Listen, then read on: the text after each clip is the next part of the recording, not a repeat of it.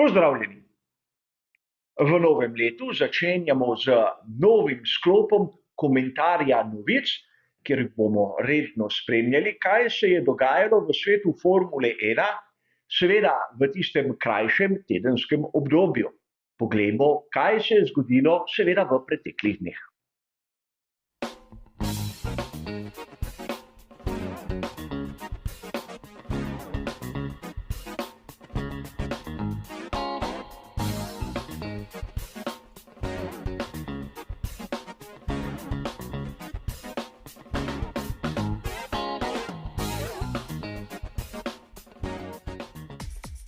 Tudi v prvem komentarju leta 2023 se bomo ukvarjali s 4 različnimi sklopi novic.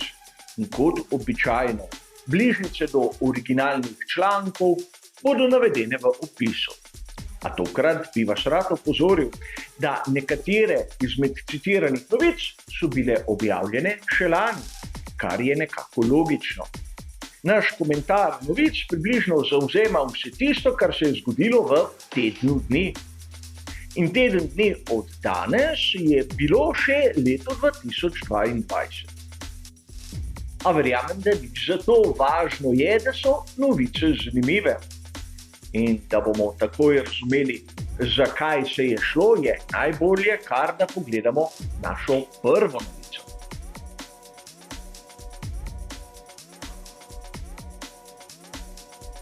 V prvem sklopu se bomo ustavili ob članku, ki je bil objavljen 3. januarja na italijanski verziji spletnega portala motorsport.com. Seveda, na to so ga citirali mnogi drugi viri, ampak ta članek, po mojem vedenju, je tisti izvorni. V njem Franco Nunez navaja, da pri Ferrariju so prišli bistveno pod tisto določeno maso za nov Ferrari 675. Seveda ne vemo, kako se kliče nov bolid skuderije Ferrari za sezono 2023, ampak v tem trenutku seveda ni toliko važno. Naprimer, 1. januarja smo lahko pri Gazzetta dello Sport tudi videli neko napoved, kako bo izgledal nov bolid skuderije. Ampak zopet špekulacija, ki je v prejšnjih sezonah se pokazala kot izjemno napačna. A v vsej novici je zanimivo nekaj drugega. Namreč res vse ekipe se potrudijo narediti bolid, ki je pod tisto minimalno določeno maso. Tako lahko dodajo uteži točno v tistem mestu, ki je najbolj priročno, in dosežejo skladno s pravilnikom. Ampak letos so minimalno maso seveda znižali v primerjavi z lanskim. Iz 798 kg na 796 kg, kar je precejšnje znižanje, če upoštevamo, da lani so mnoge ekipe dobesedno razbarvale bolide, tako da so prihranile nekaj 100 gramov. In sedaj se je meja seveda spustila kar za 2 kg. Nismo še na nivoju tistega, kar so planirali na začetku, ampak da ne bo nekdo porekel, da se masa bolidov v Formuli 1 samo viša.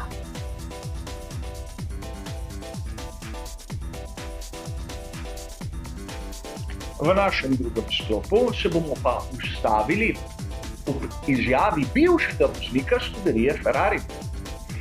Namreč 28. decembra je René Arnoux za Gazzetta dello Sport povedal, da Mattia Binotto ni bil primeren za mesto, ki ga je opravljal, in da bi to menjavo, ki smo jo videli praktično ob koncu sezone, morali opraviti že pred približno 2 letoma.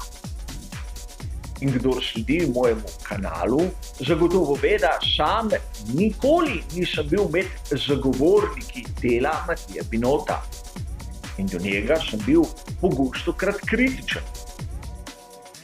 A tu moram poudariti nekaj. Namreč sedaj, ko je menjava že opravljena, je nekako preveč enostavno biti kritičen do Matije Pinota. To bi bilo potrebno strani Renéja Arnouxa nekako se zgoditi že pred 2 letoma, kot je dejal sam. Njegovi argumenti seveda so prepričljivi, vsaj za tisto, kar je meni znano. Namreč šef skuderije Ferrari ne sme govoriti, da drugo leto bo zagotovo bolje. Treba je zmagovati tukaj in sedaj. Ampak kje je bil vrli René Arnoux, ko je bilo potrebno to na glas povedati, če ne drugega, za dobro skuderije Ferrari? Takrat, verjemite mi, smo bili le redki, ki smo si drznili biti kritični. Drugi so bili pa malce bolj previdni in so počakali dobesedno, v kakšno smer bo zapihal novi veter. In to je zopet lep primer, da mi navdušenci moramo tudi malo skeptično prebirati takšne izjave, ki so objavljene pravzaprav, ko nimajo neke določene dodane vrednosti. Pa pojdimo raje naprej.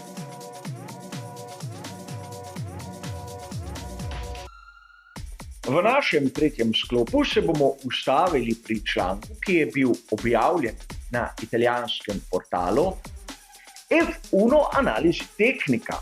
Namreč 30. decembra so objavili analizo tistega, kar se je dogajalo pri tovarniški ekipi Mercedes, posebej glede njihovega pogonskega sklopa. In tu so nam predstavili kar nekaj zanimivih dejstev. Kot vse ostale ekipe so imeli tudi pri Mercedesu težave z novo tipologijo goriva. O tem, da v Formuli 1 se uporablja tako imenovana goriva E10, je nam navdušencem znano.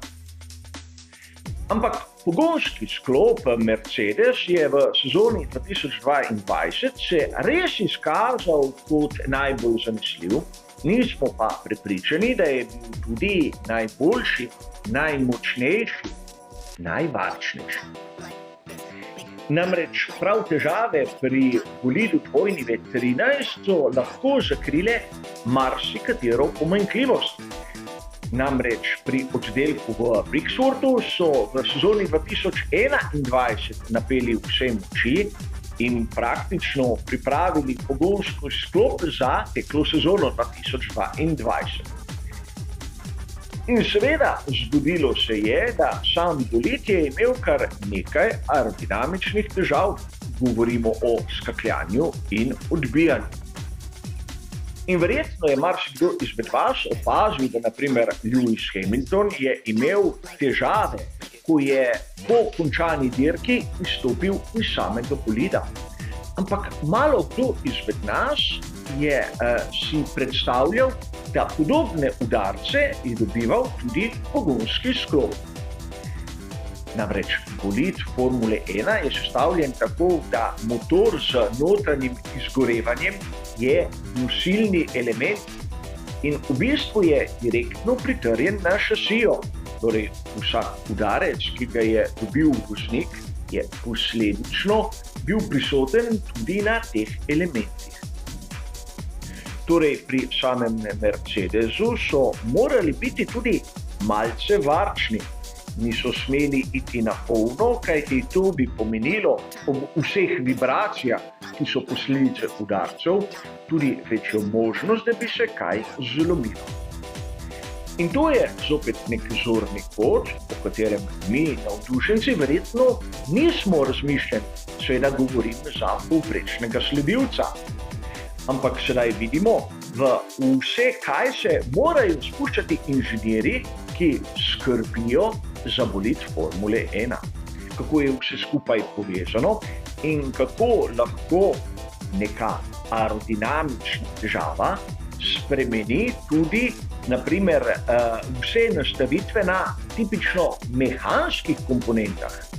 In to je nekaj, kar meni osebno se zdi fascinantno pri svetu Formule 1. A pojdimo še na naš zadnji sklop, zadnjo novico, ki verjetno marsikoga izmed vas niti ne bo toliko presenetila.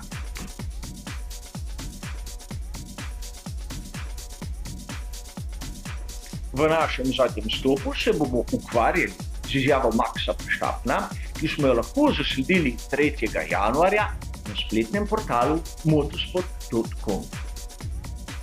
Max Verstappen pravzaprav ne ve, zakaj se tolikokrat z Lewisom Hamiltonom znajdeta kot udeleženca v medsebojnih trkih.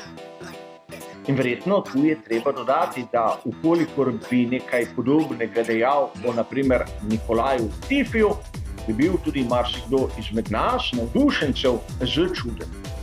A treba je biti realen. Namreč Max Verstappen in Lewis Hamilton sta bila v zadnjih nekaj sezonah glavna antagonista. Vsi ostali so bili nekje v povprečju bistveno za obema.